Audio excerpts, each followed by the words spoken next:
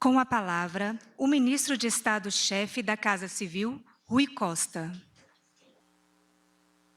Bom dia a todos e todas. Quero cumprimentar aqui o presidente da República, cumprimentar a primeira-dama Janja, cumprimentar o nosso vice-presidente da República, Geraldo Alckmin, cumprimentar os ministros, ministras, e nessa oportunidade, presidente, quero pedir licença para agradecer a todos os ministros e ministras que, ao longo desses 100 dias, se dedicaram dia, noite, madrugada, com suas equipes, e transmito aqui o nosso agradecimento à equipe de cada ministério pelo empenho, pela dedicação, que vai muito além do esforço mental, do esforço físico, para reconstruir o nosso país. Quero saudar aqui os parlamentares, nossos líderes, saudar a imprensa, saudar aqui os nossos assessores da Casa Civil, do gabinete do presidente, em nome deles, saudar todos os assessores técnicos, agradecê-los também o empenho e a dedicação. A fala aqui é mais de agradecimento, presidente, porque na sua fala o senhor já fará um balanço desses 100 dias. E eu diria que a marca mais expressiva desses 100 dias é que o Brasil voltou. E nessa expressão voltou a ter governo, voltou a ter gestão pública, voltou a ter cuidado com as pessoas, voltou a fazer planejamento, a fazer ações de governo. E eu diria que a imprensa voltou a ter assunto, voltou a ter conteúdo para poder comentar. Não apenas passeios de lancha, ou de jet ski, ou de motocicletas, mas voltou a discutir os problemas reais que o povo brasileiro vive, a expectativa do povo, da superação dos seus problemas. E 100 dias significa que apenas estamos começando o trabalho. E muito, muito haveremos de fazer ao longo do nosso mandato.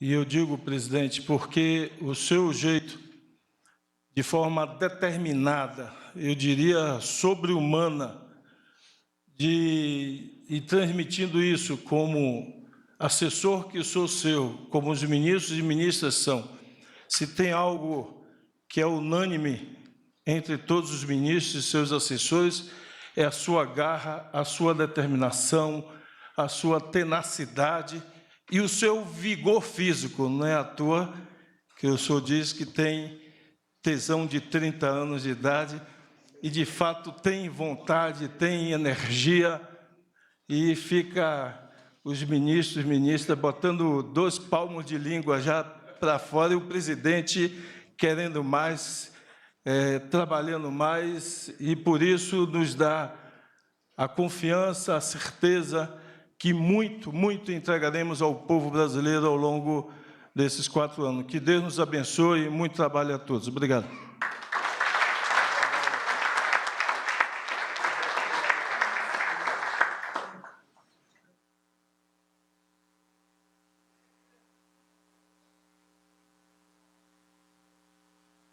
Pronuncia-se neste momento o vice-presidente da República e ministro de Estado do Desenvolvimento, Indústria, Comércio e Serviços, Geraldo Alckmin.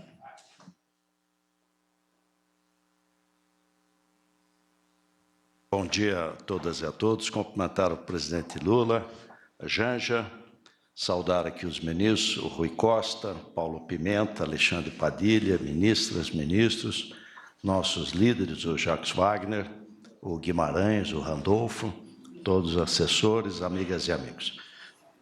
Presidente, eu coordenei a transição e quero dizer que o senhor está sendo absolutamente fiel ao que falou na campanha eleitoral, que conseguiu a maioria da população, durante a transição e agora. Primeiro, a democracia, o senhor salvou a democracia, e ela de uma tentativa de golpe, e ela saiu fortalecida, a reação rápida de todos os poderes e a reação rápida do próprio governo fortaleceram o sistema democrático. E democracia significa participação. E a gente observa em todos os ministérios uma enorme participação. Um governo que ouve, que dialoga. Aliás, em maio, diz o Padilha, será instalado o Conselhão.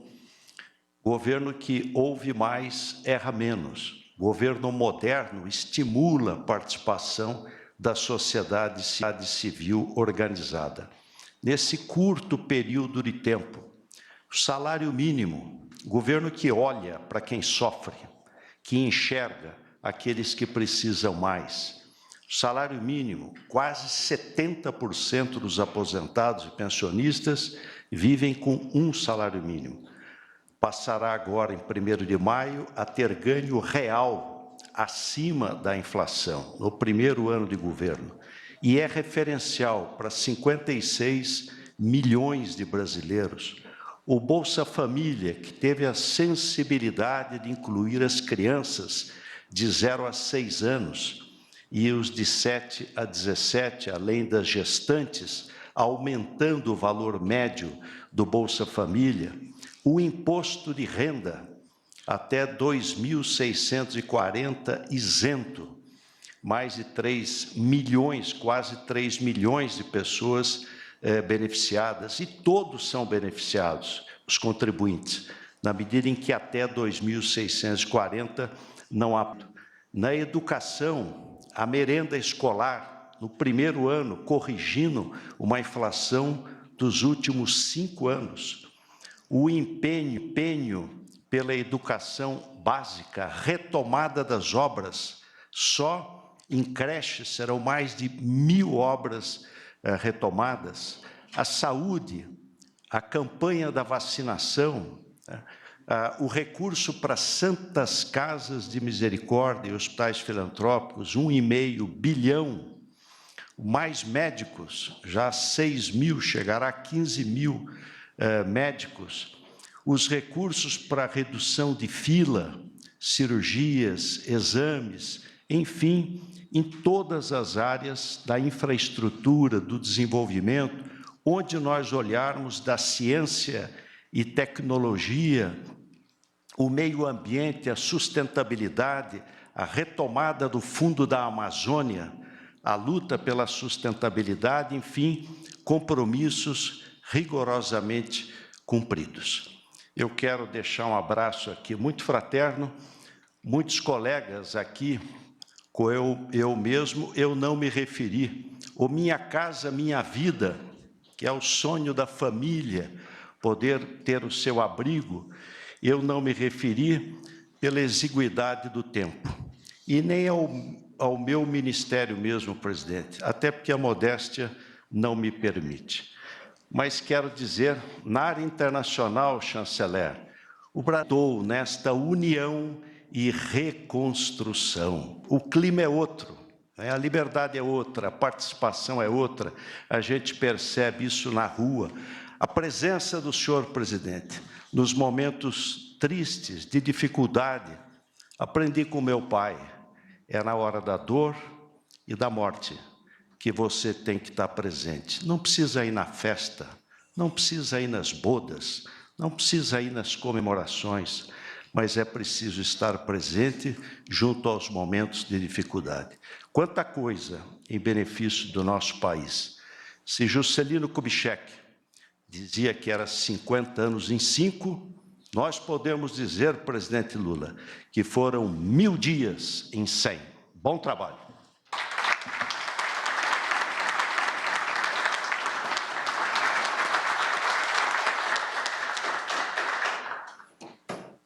Senhoras e senhores, com a palavra, o presidente da República, Luiz Inácio Lula da Silva.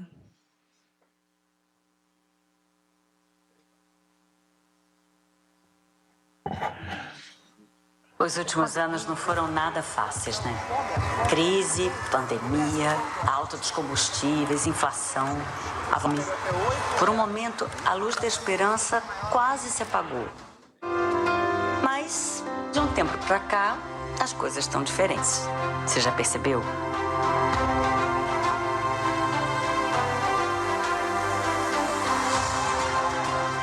O Brasil está voltando a ser respeitado no mundo. Programas importantes como o Bolsa Família e o Minha Casa Minha Vida já estão de volta.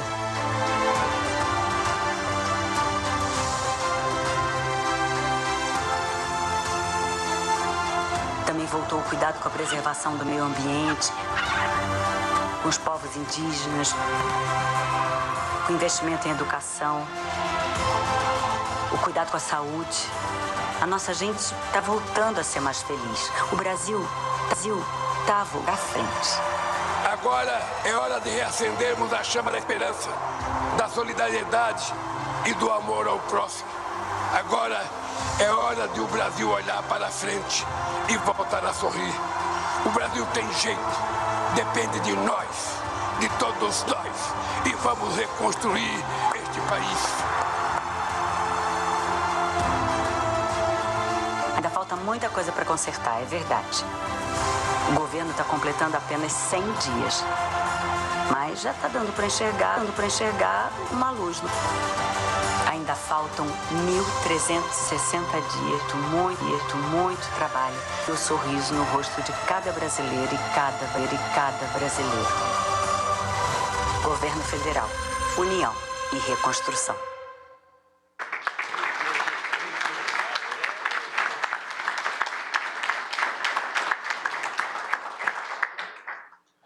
Bem, queridas companheiras ministras, queridos companheiros ministros, minha querida companheira Janja, queridos companheiros assessores que trabalham conosco nessa empreitada, queridos companheiros e companheiras da imprensa, eu não tenho o hábito de falar dos 100 dias de governo. Eu acho que eu nunca falei nos outros mandatos que eu tive. Mas eu acho que é importante lembrar que, da outra vez, eu recebi o governo de um presidente democrata, um companheiro que tinha uma história de luta nesse país pela democracia, pelos direitos humanos. Um companheiro que tinha, sobretudo, uma marca de civilidade que o ex que eu estou substituindo agora não tem. Então, foi uma coisa muito leve, e eu não sei se a gente discutiu 100 dias naquela ocasião. Até porque, naqueles 100 dias, nós não tínhamos aprendido sequer sentar na cadeira. E hoje, Haddad, 100 dias, eu ainda não tenho a cadeira de presidente para sentar. Porque me parece que for fazer uma licitação, parece que é 6 meses, 5 meses, 8 meses, não está conseguindo. Eu vou trazer uma cadeira de casa para sentar na presidência da República.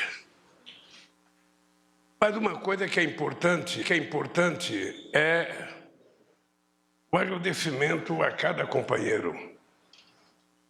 Porque se não fosse a dedicação de vocês, se não fosse a compreensão de vocês do momento histórico que a gente está vivendo, sobretudo depois da memorável posse e depois da tentativa de golpe no dia 8 de janeiro, quando a sociedade brasileira viu, depois de muito tempo, as instituições brasileiras se juntarem, aquele gesto de que o Palácio do Planalto, o Congresso Nacional e a Suprema Corte se reuniram para defender as instituições brasileiras e para defender a democracia.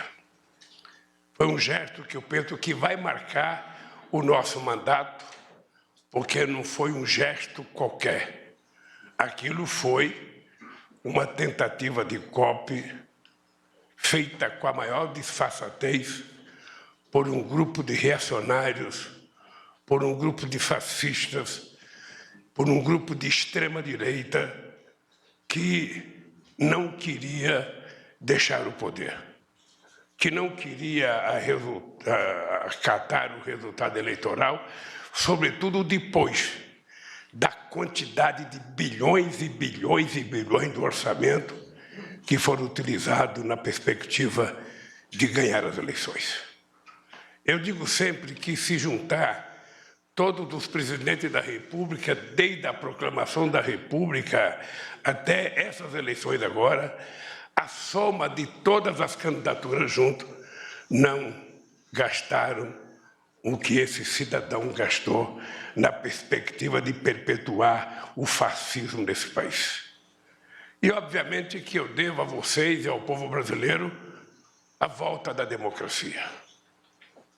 Todo mundo que já tinha lutado contra o regime militar, todo mundo que já tinha brigado pelas diretas já, sabe o quanto foi difícil, o quanto foi sofrível a gente ganhar as diretas, que não veio como direta, veio pelo colégio eleitoral, mas elegendo um homem como o Tancredo Neves, que era uma figura pessoalmente extraordinária, assimilável e um democrata.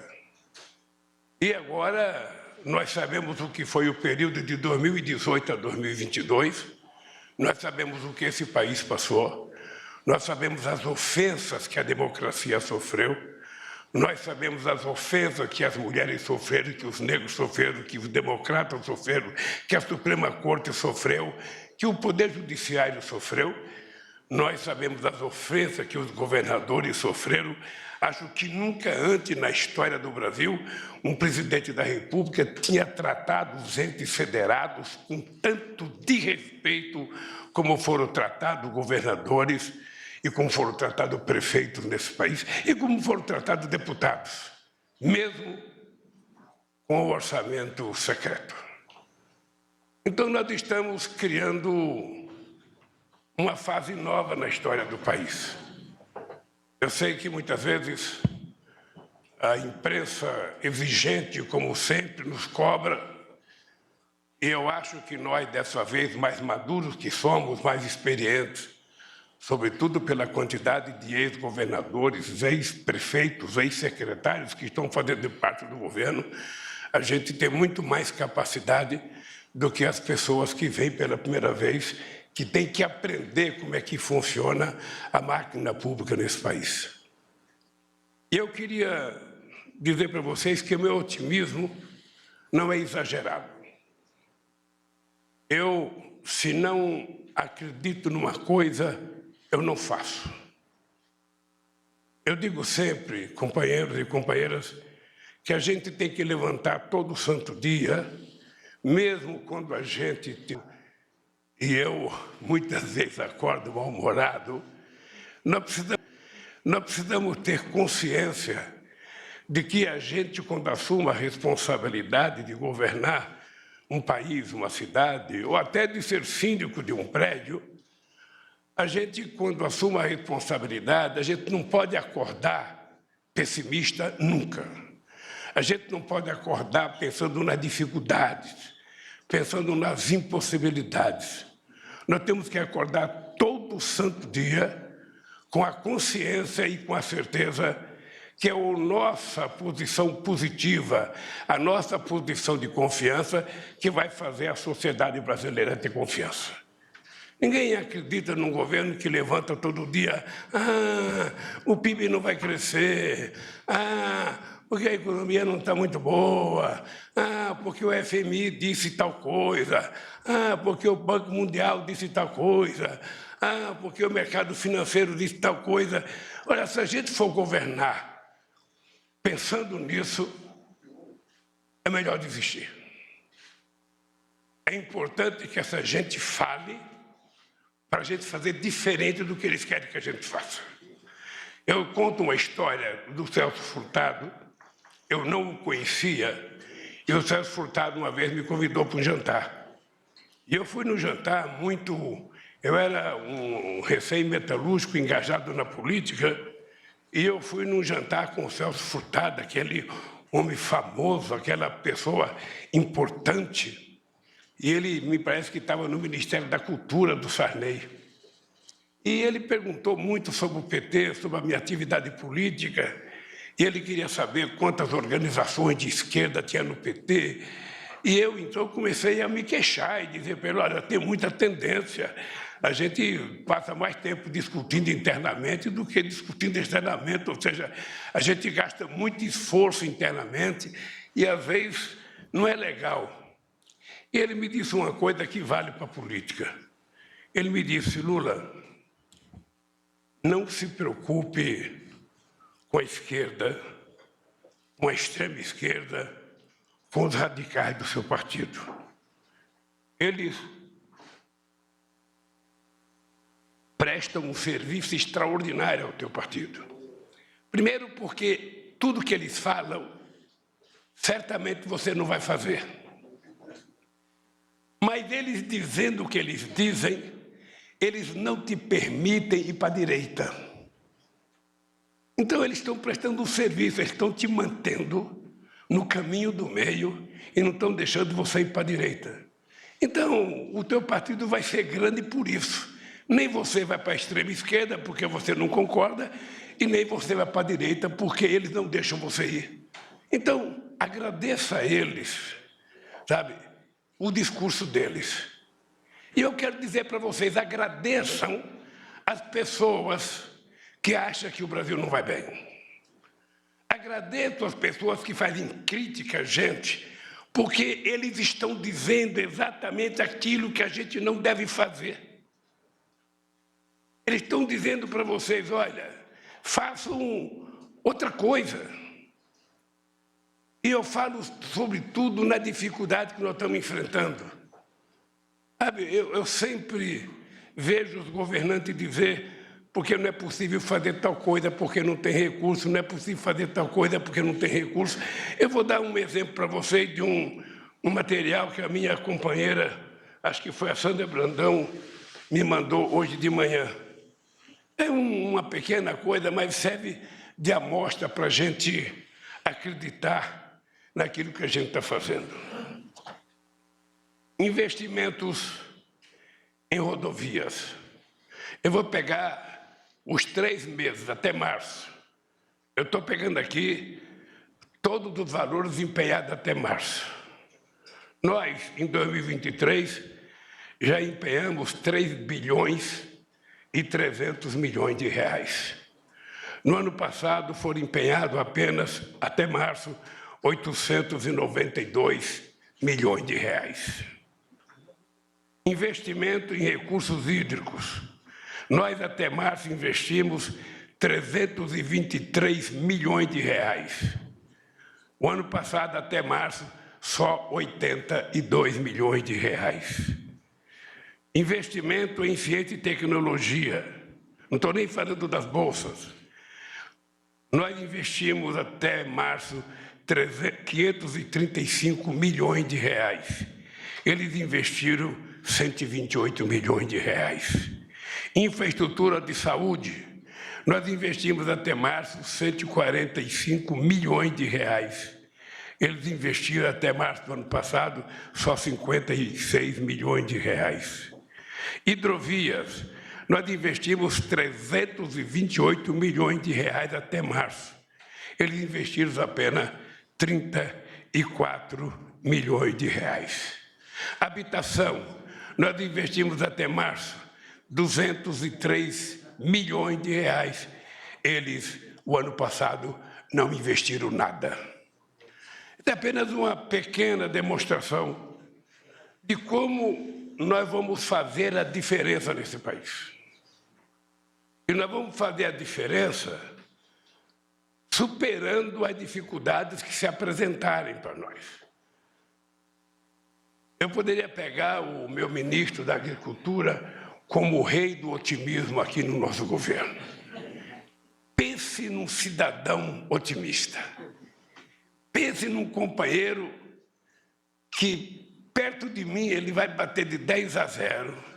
Ele foi para a China agora, ele acha que vai triplicar a produção agrícola para vender para a China.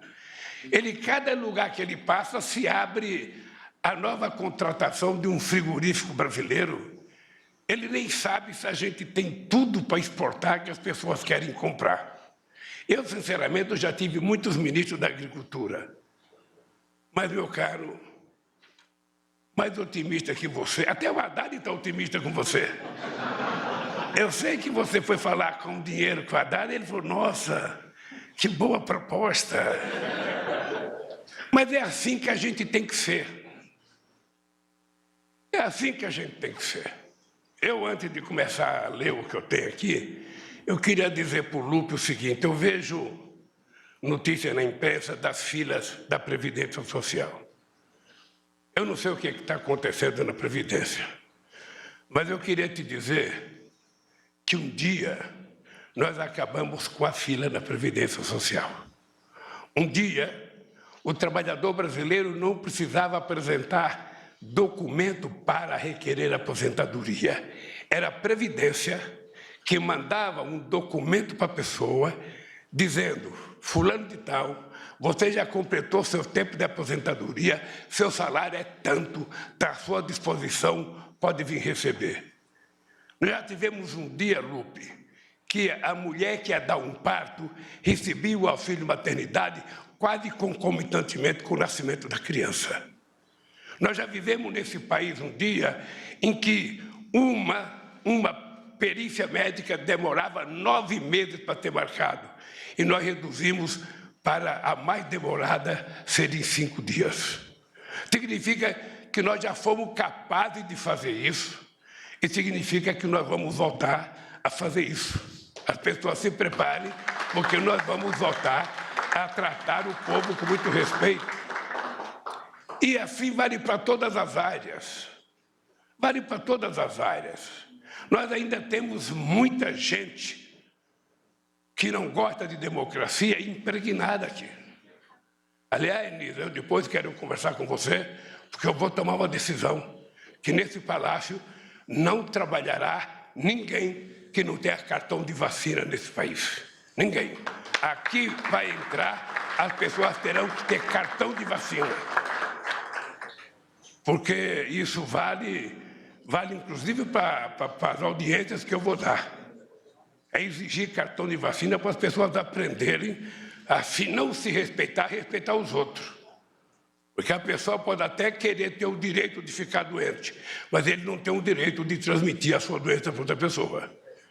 E é por isso que a gente tem que ser duro. Eu vou tomar essa decisão de exigir, falando na frente da minha ministra da Saúde, que aqui nesse palácio só vai trabalhar e só vai entrar quem tiver cartão de vacina. Eu vou para a China segunda-feira. Eu, quando terminar essa reunião aqui, eu vou ter que fazer exame de Covid. Faço aqui. Quando eu chegar lá, vou ter que fazer outra vez. Quando for encontrar com o Xi Jinping, tem que fazer outra vez. Olha, eles estão corretos. Eles estão corretos, eles têm 1,4 bilhão de chininhas. Eles têm que cuidar, sabe, desse, como nós temos que cuidar dos nossos. Então, companheiros, depois desse preâmbulo, eu vou entrar na área do sofrimento, que é ler uma coisa que eu escrevi para vocês aqui. Primeiro, eu quero começar citando a frase que é o mote disso aqui, uma frase pequena, mas que, segundo os meus comunicólogos, significa a enormidade do desafio que cumprimos nesses primeiros 100 dias de governo. O Brasil voltou. O Brasil voltou.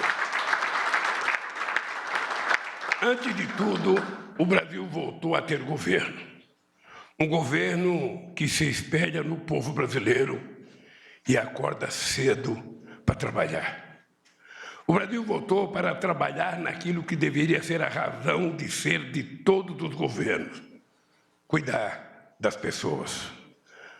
O Brasil voltou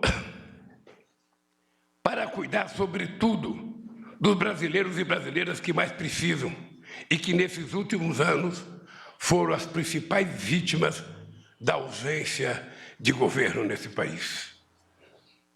O Brasil voltou para conciliar novamente crescimento econômico com inclusão social, para reconstruir o que foi destruído e seguir adiante. O Brasil voltou para ser outra vez um país sem fome.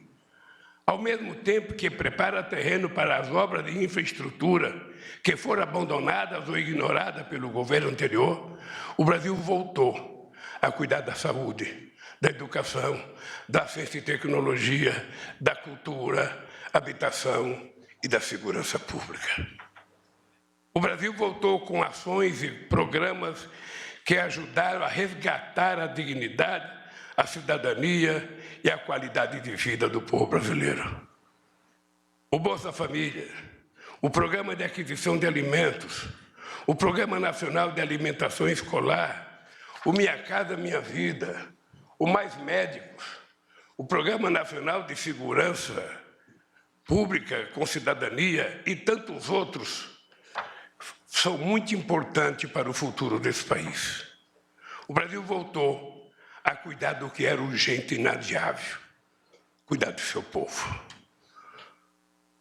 Senhoras e senhores convidados, companheiros e companheiras ministros, o Brasil voltou a olhar para o futuro.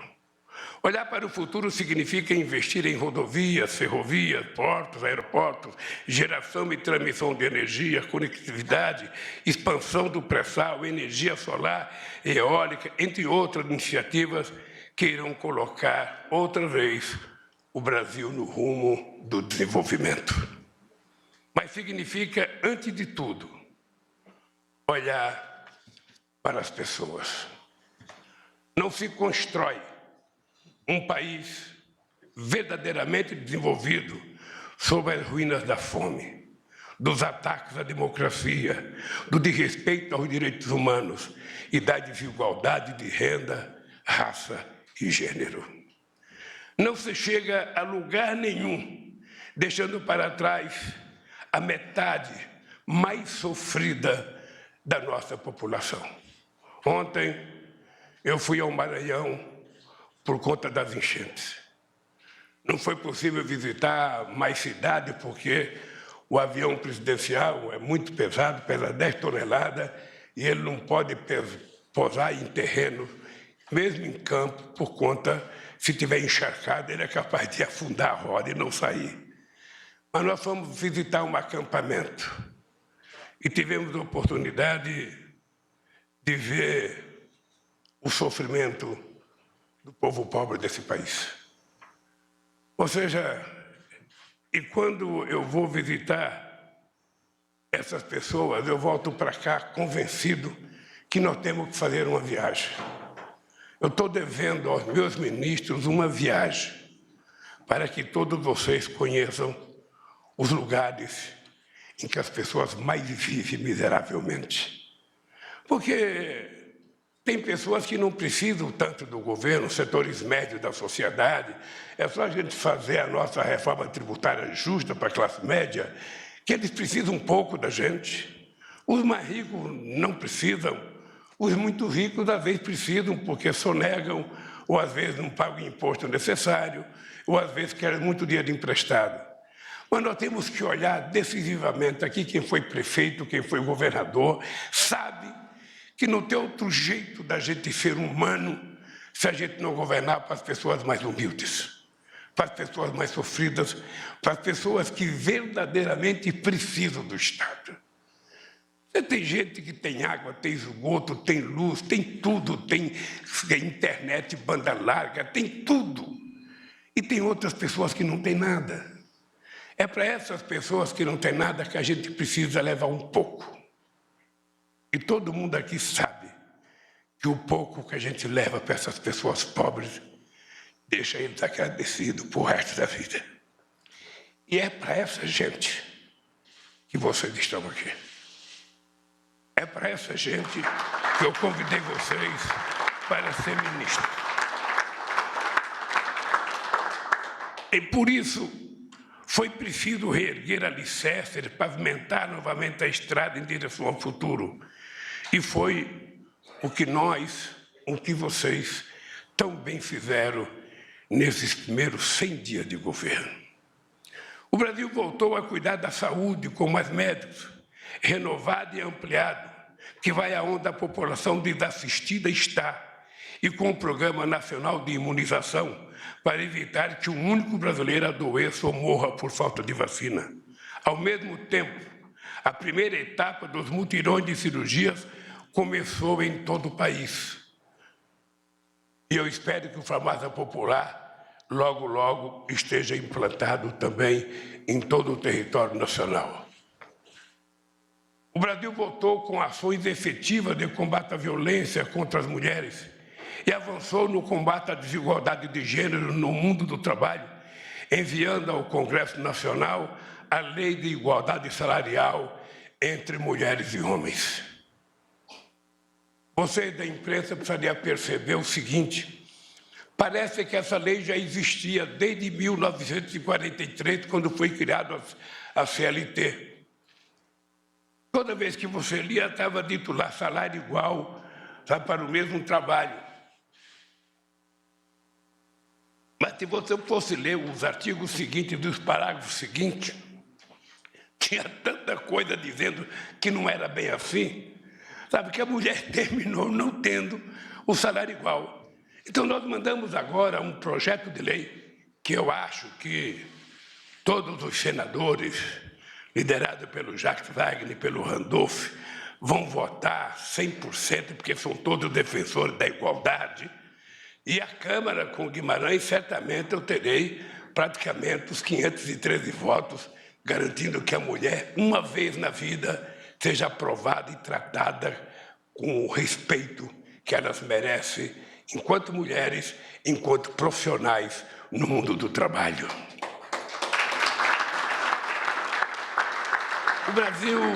O Brasil voltou para cuidar de seus primeiros habitantes, aos indígenas.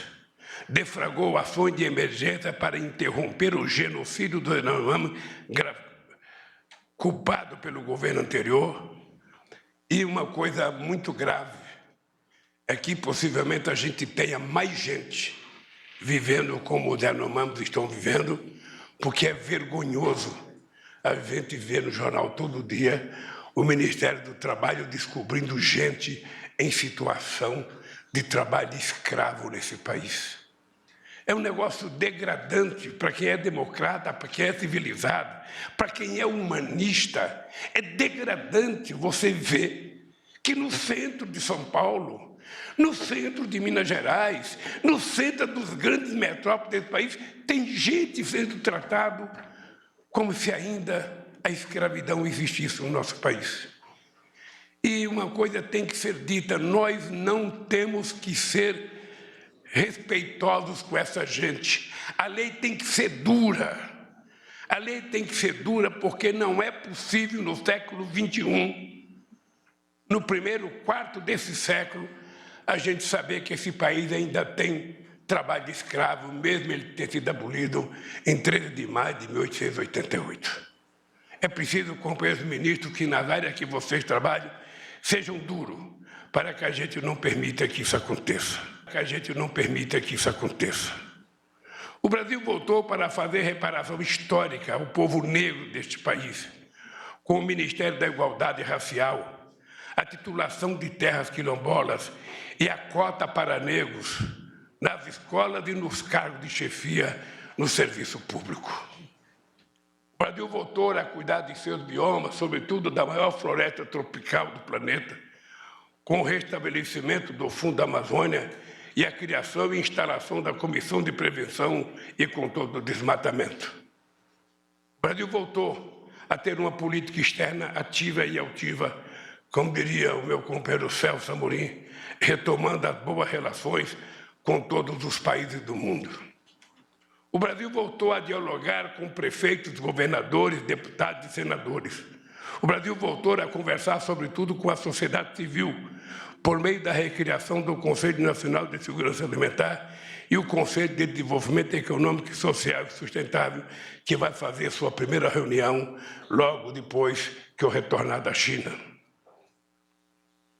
e muitas outras participações, o companheiro Márcio, na Secretaria-Geral, deve ter pelo menos umas 30 entidades da sociedade civil participando da maior conjunto de participação de forças democráticas da sociedade popular, participando ativamente do governo, ajudando a pensar, a elaborar e ajudar a executar políticas públicas nesse país.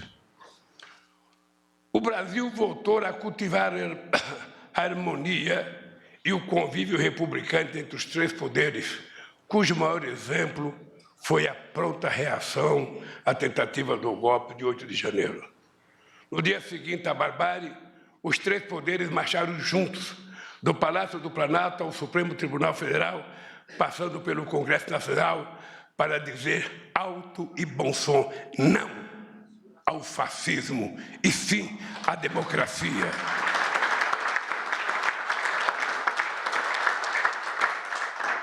Foram 100 dias de muito trabalho. Eu quero que vocês saibam, se 100 dias demorou muito, nós ainda temos 1.360 dias para seguir reconstruindo esse país. Significa que nós temos chances e mais chances e mais chances. Cada erro que a gente cometer, a gente vai ter sempre 100 dias para a gente recuperar e desfazer aquele erro e fazer as coisas certas. Portanto, eu quero dizer que até agora eu tenho muito orgulho do trabalho que foi feito nesses 100 dias.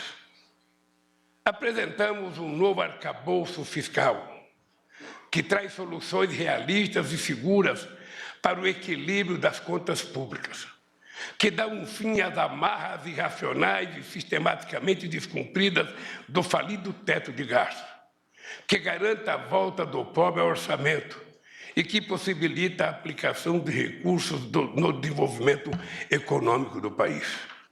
Estamos trabalhando em uma reforma tributária que corrija as distorções históricas de um sistema de tributação regressivo e injusto para os brasileiros e os entes federados, e cria um ambiente muito mais dinâmico e descomplicado para o setor empresarial.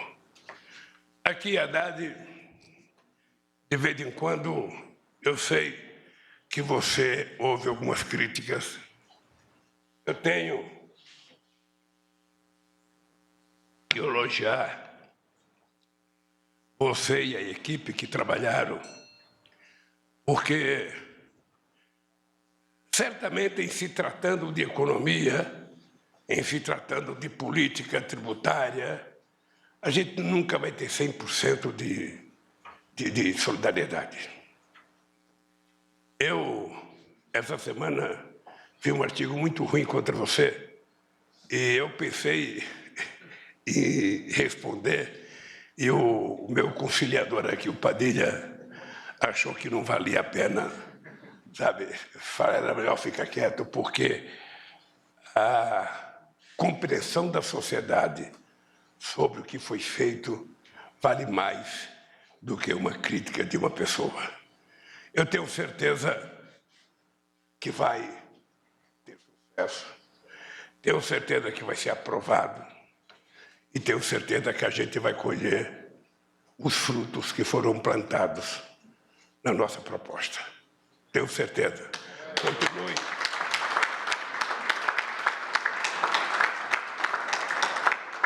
Embora eu continue achando que 13,75 é muito alta a taxa de juros, continuo achando que estão brincando com o país, brincando sobretudo com o povo pobre e sobretudo com os empresários que querem investir. Só não vê quem não quer. Retomamos a capacidade de planejamento de longo prazo. E esse planejamento será traduzido em um grande programa que traz de volta o papel do setor público como indutor dos investimentos estratégicos em infraestrutura. Com muito diálogo federativo, vamos retomar as obras paradas e acelerar a questão em ritmo lento, além de selecionar novos investimentos estratégicos para todo o país. Já recebemos dos governos de cada estado uma lista de obras prioritárias e os ministérios estão identificando outros investimentos estruturantes. Até o início de maio, anunciaremos a lista definitiva de empreendimentos e os mecanismos que farão com que eles saiam rapidamente do papel e gere os milhões de empregos que todos nós sonhamos que vai acontecer nesse país. Vamos aproveitar a experiência que já tivemos no PAC e os programas de concessão para aprimorar esses mecanismos, tornando-os ainda mais eficientes. Articularemos ainda com mais eficiência os investimentos públicos e privados e o financiamento dos bancos oficiais em uma mesma direção, a do desenvolvimento, com inclusão social e sensibilidade ambiental. Nosso programa de investimentos estratégicos em infraestrutura contará com 6 eixos: transportes, infraestrutura social, inclusão digital e conectividade, infraestrutura urbana, água para todos e transição energética. A transição energética será acelerada. Vamos lançar editais para a contratação de energia solar e eólica, que somados representarão capacidade de geração equivalente à de nossas maiores usinas hidrelétricas. E os leilões para a nova linha de transmissão irão tornar ainda mais rápida muito mais rápida e atrativa a implantação desses parques de energia limpa. E não perderemos a oportunidade de nos tornarmos uma potência global do hidrogênio verde. É importante lembrar aqui a questão das linhas de transmissão. Quem é governador de estado, ou já foi governador de estado, quem já trabalhou no governo federal, sabe que é preciso, a gente tem que trabalhar junto a produção da energia com a linha de transmissão. Nós temos casos em que a energia estava sendo produzida e a gente não tinha linha de transmissão. Eu poderia lembrar, se eu não me falha a memória, Madeira, Santo Antônio Giral, em que a gente aprontou, a gente tinha que fazer uma linha de transmissão para Araraquara, em São Paulo. E na execução dos projetos teve tanto problema, teve tanto empecilho, que ficou pronta as 2 hidrelétricas e a gente não tinha a rede de transmissão ainda pronta para trazer. Isso não pode acontecer. Os nossos estrategistas em projetos aqui, sobretudo estou falando para a Casa Civil, estou falando para o Rio, para ver Belchior, é preciso combinar, sabe, que saia junto. Cada tijolo é 1 metro de fio, não 1 centímetro de fio, para que as coisas terminem mais ou menos junto, para que a gente não possa perder tempo.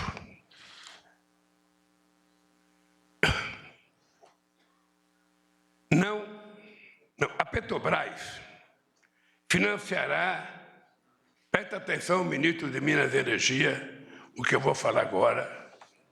A Petrobras financiará a pesquisa para novos combustíveis renováveis. Ao mesmo tempo, retomará o papel protagonista nos investimentos, ampliando a frota de navios da Transpetro e gerando emprego em nossos estaleiros.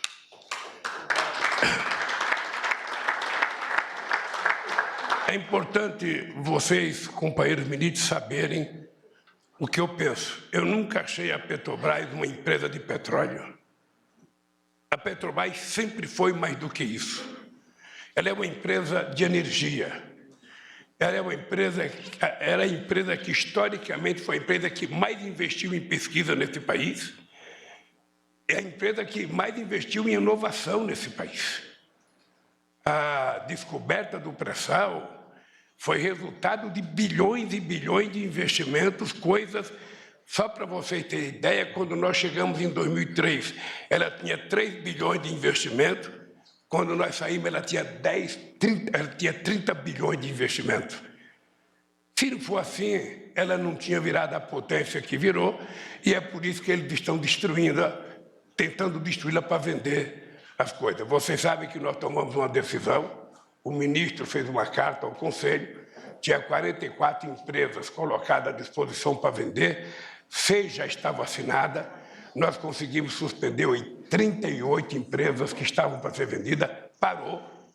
Inclusive, os trabalhadores do Correio ficaram muito satisfeitos do Correio não ser mais privatizado. É engraçado, eu lembro do Correio sendo discutida a privatização no tempo que o Antônio Carlos Magalhães era ministro da Comunicação do Sarney. Eu lembro, porque naquele tempo era dirigente sindical, e a gente já fazia manifestação contra a privatização do Correio. De 85 até agora, quantos anos fazem? 50 anos já.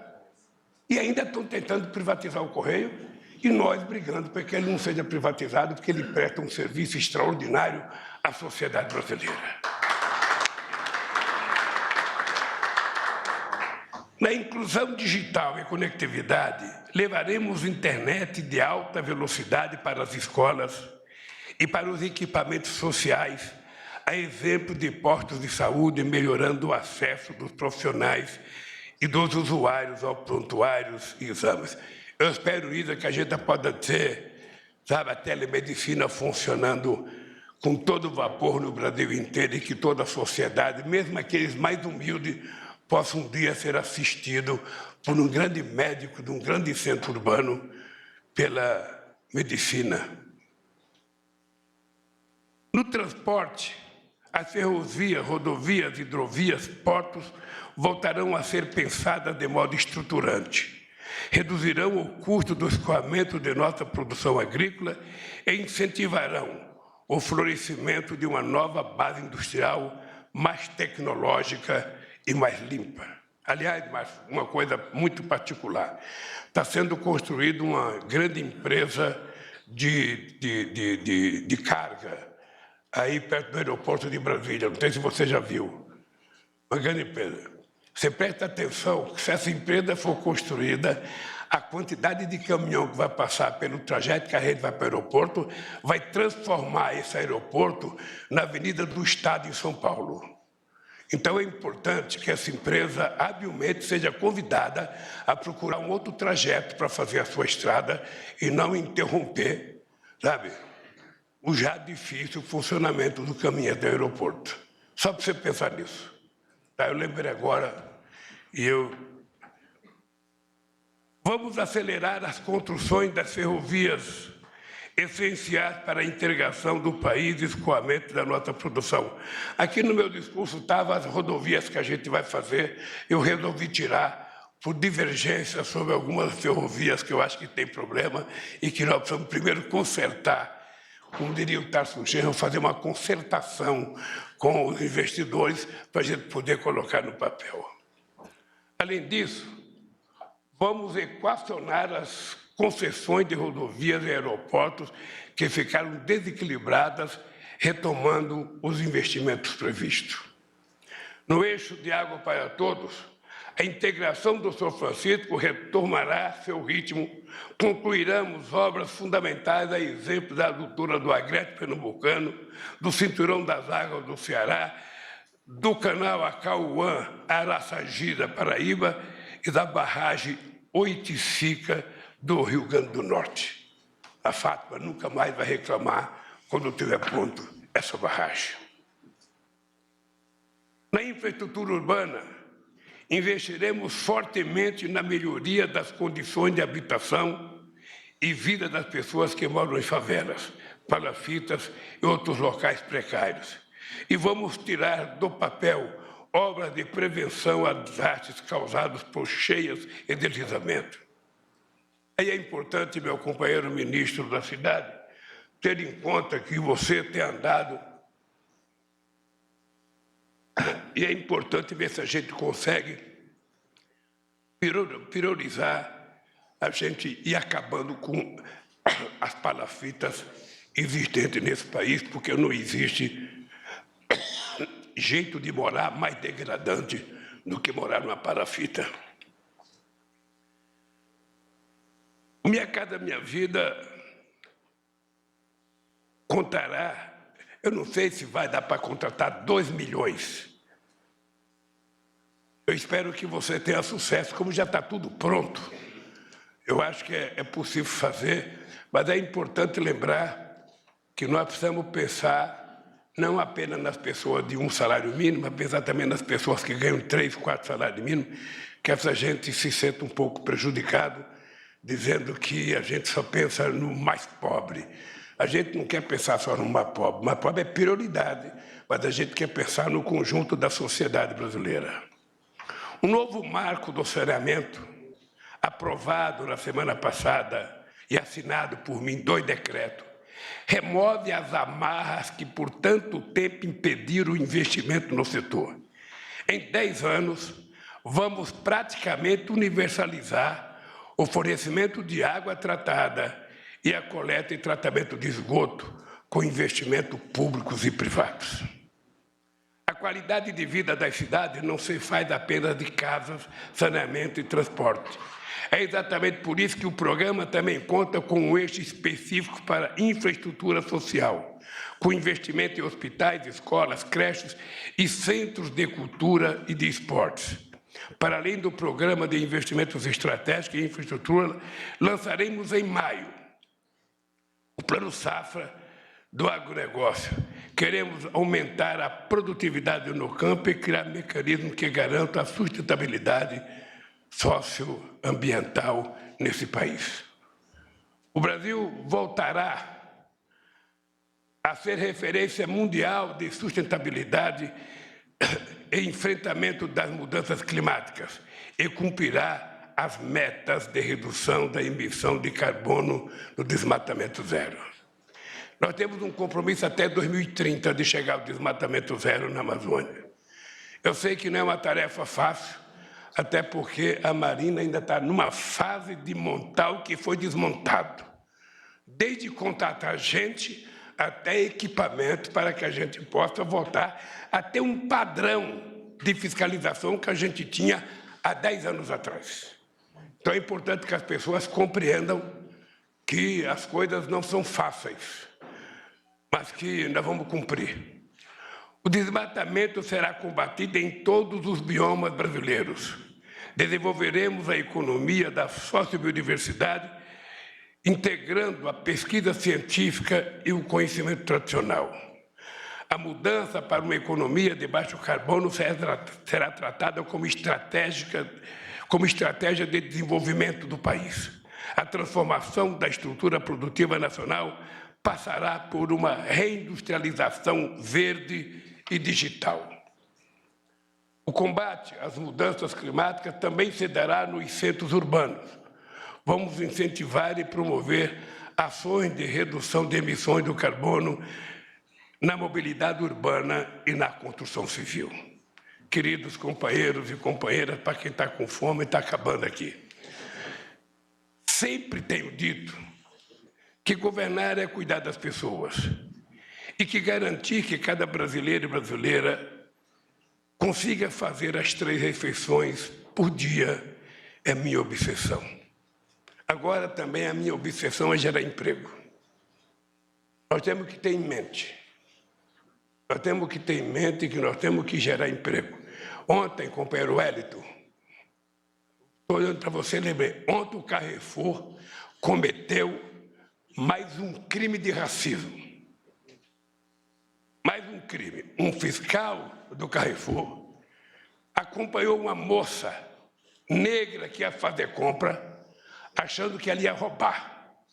Ela teve que ficar só de calcinha e sutiã para provar que ela não ia roubar.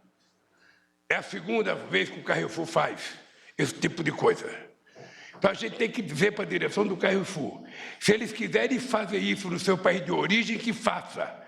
Mas nesse país aqui, a gente não vai admitir o racismo, sabe, que essa gente tenta impor ao Brasil. O Brasil sairá novamente do mapa da fome, com a integração das ações já existentes e outras que serão articuladas pela Câmara Interministerial, que reúne 24 dos 37 ministros. É você que reúne esses 24 ministros? Vai ter trabalho, viu, Rui? A população mais pobre e a classe média precisam ser livres das amarras da dívida.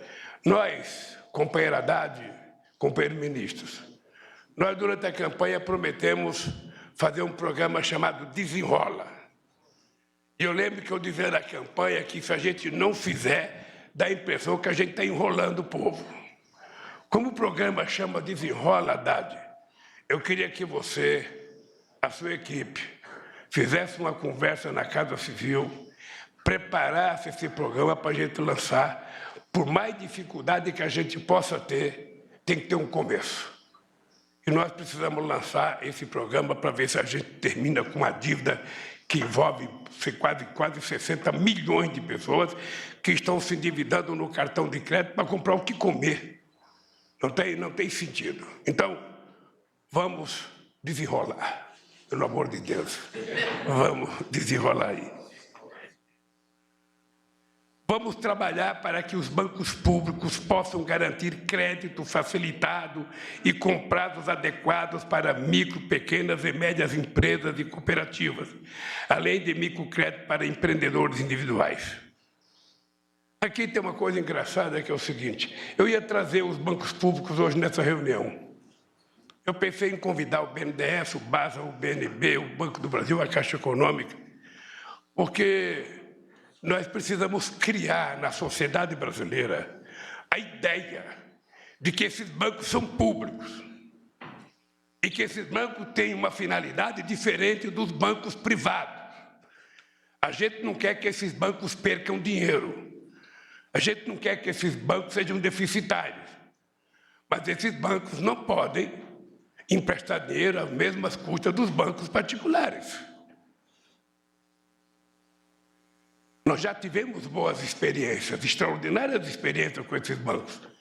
O BNDES já teve muito mais dinheiro do que tem agora, porque todo o dinheiro que o BNDES tinha foi devolvido para o Tesouro. Não sei se o Banco do Brasil devolve para o Tesouro, se a Caixa Econômica devolve. Tesouro mão de vaca, pô, só quer receber dinheiro. Devolve. O que eu quero é o seguinte, o que eu quero é que os bancos entendam o seguinte, ó, dinheiro bom não é dinheiro guardado em cofre. Dinheiro bom é dinheiro gerando obra, gerando desenvolvimento, gerando emprego. É isso que é um dinheiro importante para o país. Obviamente, com a responsabilidade que nós temos que ter, porque também a gente não pode gastar de forma desenfreada e desorientada. E nós também temos expertise nisso. Eu digo todo dia, se tem um governo que tem expertise em responsabilidade, eu tenho muito orgulho, eu perdi muita gente no PT por causa do superato primário. Alguns foram até para o PSB, outros foram para o PSTU, porque eu fiz superato primário de 3,45, chegou a 4,25 a fazer superato primário, o único país do G20 que durante todo o nosso período de governo nós fizemos superávit. Ainda vem alguém falar de responsabilidade fiscal para mim? Não só nós fizemos superávit, como nós reduzimos a dívida pública interna, como nós pagamos o que devia ao FMI, como nós emprestamos dinheiro para o FMI. Esse país só não quebrou até agora por causa do dinheiro que nós fizemos de reserva há 20 anos atrás. Essa é a verdade desse país. Então, quando eu vejo um IUP qualquer vindo de querer me dar lição de responsabilidade, não dê. Não dê porque eu não aceito. A responsabilidade eu tenho de berço. Assim eu construí minha vida política e assim eu vou governar esse país até o dia 31 de dezembro de 2026. Com muita responsabilidade, com muita seriedade, mas com muito atendimento aos interesses do povo trabalhador desse país, que é para quem eu devo a minha eleição.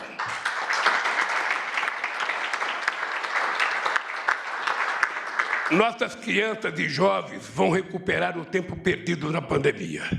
Em conjunto com estados e municípios, desenvolveremos política para superar a defasagem no ensino, a evasão e o abandono escolar. A escola de tempo integral, da creche ao ensino médio, ganhará maior amplitude e os nossos estudantes terão educação de muita qualidade. Aí é importante, eu quero aproveitar a reunião de ministros para explicar uma coisa. Esse dia teve uma polêmica na imprensa aí sobre a questão do ensino médio, de que o Camilo não queria, o Camilo aceitava ou não aceitava. Não, o Camilo apenas estava cumprindo, companheiro Alckmin, aquilo que foi decidido na transição. Na transição foi decidido, e eu li o resultado da transição, foi decidido que a gente ia continuar o ensino médio tal como estava, podendo fazer discussão. Não é que o Camilo era favorável, não. O Camilo estava cumprindo a decisão nossa. E ele, democraticamente, resolveu abrir uma discussão de alguns meses para ver se a gente consegue fazer uma combinação perfeita entre a sociedade e os nossos educadores para que a gente tenha o melhor ensino médio desse país.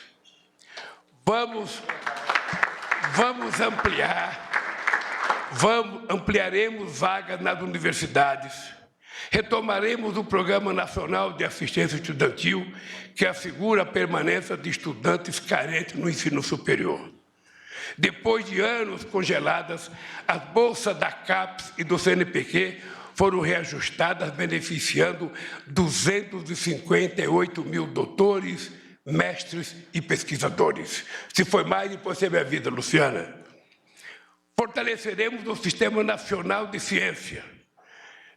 Fortaleceremos o Sistema Nacional de Ciência, Tecnologia e Inovação para que universidades e centros de pesquisas produzam ainda mais conhecimentos para alavancar o desenvolvimento nacional. Na saúde, retomaremos o Aqui Tem Farmácia Popular, garantindo medicamentos gratuitos. Bom, se é gratuito, não pode ser barato. Gratuito é gratuito. Gratuito e barato não combina. Ou seja, então, vamos dizer só gratuito, para tirar o barato daqui.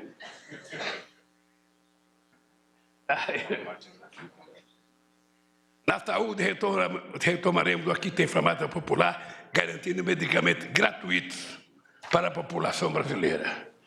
E implantaremos a rede Atenção Médica Especializada Multiprofissional, perto do usuário, que precisa de consultas, exames, cirurgias, com menor tempo de espera. Aqui o Padilha se lembra que em 2012 a gente vinha de um comício em Campinas, ele, ministro da Dilma, Aloysio Mercadante, ministro da Dilma, eu, companheiro da Dilma, paramos num restaurante para almoçar e saiu essa discussão dos mais médicos. Tá? Na época eu tinha dúvida dos mais médicos e falava, olha, a categoria não vai aceitar. De forma não aceitou, mas foi muito importante implantar o programa. Mas eu dizia naquela época que o povo brasileiro tem uma carência histórica. O povo brasileiro precisa ter acesso ao tal dos especialistas. O que é especialista? Porque, como não tem quase mais clínico geral, antigamente o clínico geral fazia o que um mecânico de manutenção faz numa fábrica. Ele atende todas as máquinas e tenta consertar todas. O clínico geral é aquele cara que bate o olho no Haddad e fala, Haddad, você está com problema. Haddad, você não está com problema. Aí fica fazendo pergunta para o Haddad, você está tossindo, você está fazendo isso, você foi ao banheiro. Hoje você não tem mais, você tem especialista de dedo mindinho, eu já não tenho mais porque perdi meu dedo mindinho. Você tem especialista de mão, de pé, de joelho, de cotovelo, de orelha esquerda, orelha direita, de olho esquerdo, olho direito. Tem especialista para tudo. O que é bom. O que é bom, certamente é bom. Sabe? Mas o que é importante é que a pessoa mais pobre não tem acesso. Nízia, as pessoas mais pobres, eles vão no SUS, ou vão na UPA, vão na unidade de saúde, ele encontra o médico lá. Aí o médico vai. Você sabe que muita gente pobre já chega no médico pedindo exame. Não precisa nem o médico pedir. Todo mundo já fala, me dá um exame de fezes, pede um exame de urina, um exame de sangue. Eu sei disso porque o sindicato tinha um laboratório. E eu fui diretor, sabe, desse departamento médico. O cara, até para dente, o cara chega no dentista, arranca meu dente. Naquele tempo não tinha esse negócio de tratamento de canal, de ortodontia, não. O cara, e a fábrica pagava o dia se arrancava um dente. Imagina a situação. O nego arrancava até dente de dentadura, na perspectiva de ganhar o dia. Então, o que eu acho que precisa ser feito, Nízia? Eu sei que é difícil, mas eu sou favorável, eu não sei o custo. Nós precisamos de dinheiro para a saúde, mas eu acho que o SUS deveria fazer convênio com toda a rede médica de especialista do país. E se o cara tirar um especialista, a Simone vai no médico. Chega lá, ela fala, doutor, eu estou com um problema, você precisa procurar um tal do especialista. Sabe? Às vezes o SUS não oferece. Então, nós temos que ter convênio para dizer, você vai naquele lá, o SUS vai pagar. Porque hoje está difícil, querida. Muita gente morre porque não consegue ter acesso ao especialista. E é o que a maioria do povo... Ontem eu fui naquele lugar pobre visitar. Se você soubesse a quantidade de gente doente, reclamando, o prefeito estava na minha frente. Pensando, a gente vai no médico, mas não tem médico, Lula. A gente vai, não sei, mas não tem nada. Eu quero especialista. Minha mãe está com dor no coração, meu pai está com catarata. Então, essa é uma coisa que eu sei que não é fácil. Eu não poderia estar dizendo isso aqui para você. Eu, como presidente, eu deveria mandar você fazer. Mas eu sei que não é fácil. Então, ao invés de mandar, eu vou pedir, só pedir. Vamos tentar ver se todos nós juntos conseguimos criar uma política de fazer o povo ter mais acesso aos chamados especialistas, para o povo poder ser atendido plenamente. Bem, companheiros de conversa, está terminando, Haddad. Bom, cuidar das pessoas também é garantir sua segurança, em especial daqueles que mais sofrem com a violência. Uniremos, não é que eu pulei um parágrafo aqui, uniremos os estados e municípios, a sociedade civil, isso é a tua responsabilidade, Dino, organizada em um pacto para enfrentar o massacre dos jovens negros da periferia. As políticas para combater todas as formas de violência contra as mulheres serão ampliadas por meio do programa Mulher Viver Sem Violência e das novas unidades da Casa da Mulher Brasileira. E garantiremos que não haja impunidade aos agressores. Essa é uma coisa, companheira Cida, que, embora você seja ministra das Mulheres, esse problema envolve justiça, envolve polícia, envolve tanta gente, que nós temos que ser muito duros contra a falta de respeito. Eu vi ontem na televisão um surfista, um malandro, sabe, que estava surfando, não sei em que lugar do mundo, sabe? Esse cara, uma mulher estava surfando e a mulher deu uma cruzada nele, ele ficou com raiva e deu um murro na cara dela. E depois que saiu da água, resolveu dar mais murro. Ou seja, se isso acontece nessa classe média, alta, sabe? Porque não é pobre que vai surfar na Austrália. Pobre no mato vai na praia do Guarujá, na Praia Grande, Praia de Bertioga, onde a gente frequenta. Eu dei tanta barrigada na Praia Grande.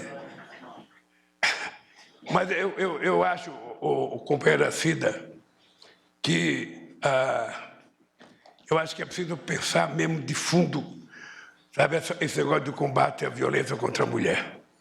É preciso mais dureza da nossa parte, porque está virando a farra do boi de muito marmanjo, sabe, fascista, que só pode ser um fascista porque uma pessoa à direita não vai bater na pessoa. Em parceria com os estados e municípios, iremos ampliar as políticas de garantia de direitos às juventudes, aos idosos, às pessoas com deficiência e à comunidade LGBTQIA+. Como já fizemos com o povo Yanomami, seguiremos protegendo os direitos dos territórios dos povos indígenas, povos e comunidades tradicionais, quilombolas e de comunidades de matriz africana e de terreiro, assegurando o bem viver e a cidadania para as pessoas. O combate ao crime organizado e às facções criminosas serão prioridade. Fortaleceremos as áreas de investigação e a inteligência tecnológica das forças policiais e valorizaremos de verdade os profissionais de segurança usando o programa como Bolsa Formação. Parabéns pelo companheiro Frabdini, que recuperou o PRONAF, que tinha sido trancado, e a gente tem que formar e tem que colocar dinheiro para formar os policiais, porque não é só com arma que se combate o crime.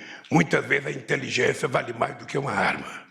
Seguiremos combatendo a desinformação nos meios analógicos e digitais, contribuindo de forma firme com o debate sobre a regulamentação das plataformas digitais que está acontecendo no Congresso Nacional.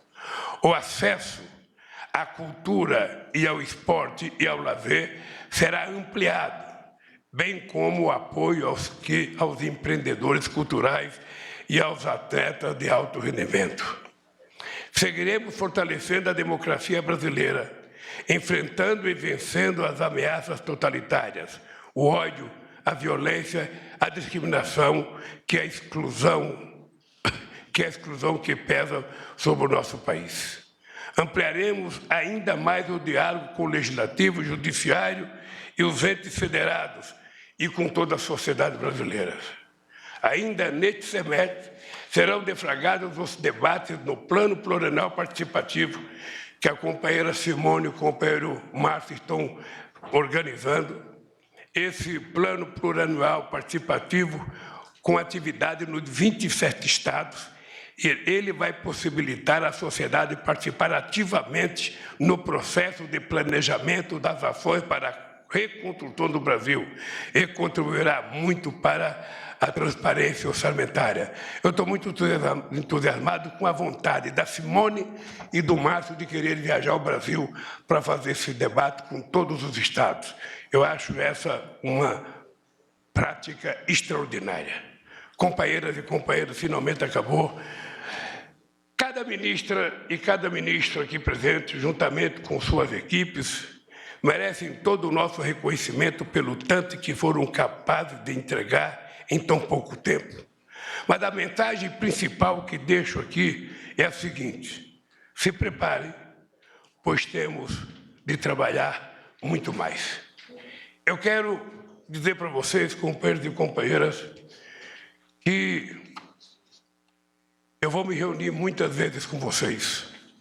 Eu vou cobrar muitas vezes de vocês, porque eu quero que vocês façam parte da geração que participaram do governo que resolveu o problema desse país.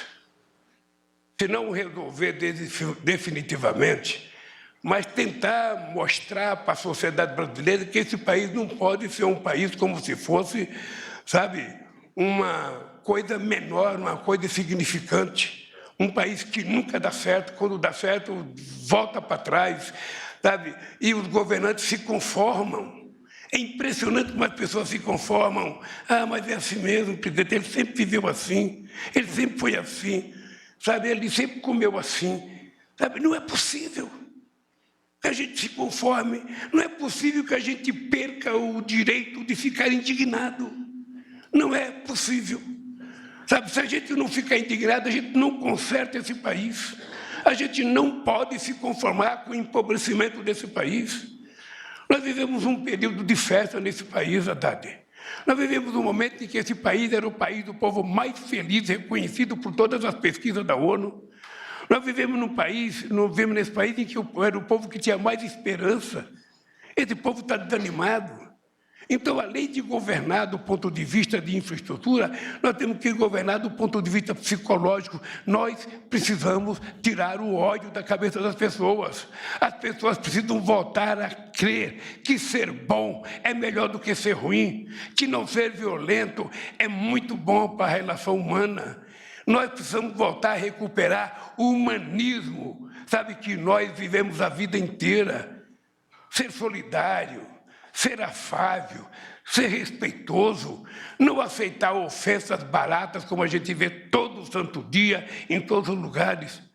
Então, o nosso compromisso não é só fazer estrada, porto, aeroporto, fazer faculdade, fazer escola, não, é isso também. Mas percebe que nós temos uma tarefa a mais, gente. É de trazer o país de volta à civilidade. É de fazer com que as pessoas falem bom dia no elevador para outra pessoa que também está pegando o elevador, porque se o cara aperta o terceiro, o outro aperta o segundo, já são inimigos. Nós temos que ser solidários com o cara que está com o carro na nossa frente. Ele não é nosso inimigo porque está na nossa frente. Ele tem o direito de ter o carro. Então, percebe que a nossa tarefa, além de governar, é conversar muito. Você que é bom de conversa, Camilo, esse jeitão cearense seu de conversar, sempre muito calmo, nos ensine e nos ajude. Então, eu vou terminar dizendo o seguinte, companheiros, a frase que traduz tudo que eu falei até agora. O Brasil voltou a ter futuro, e isso é apenas o começo. Parabéns.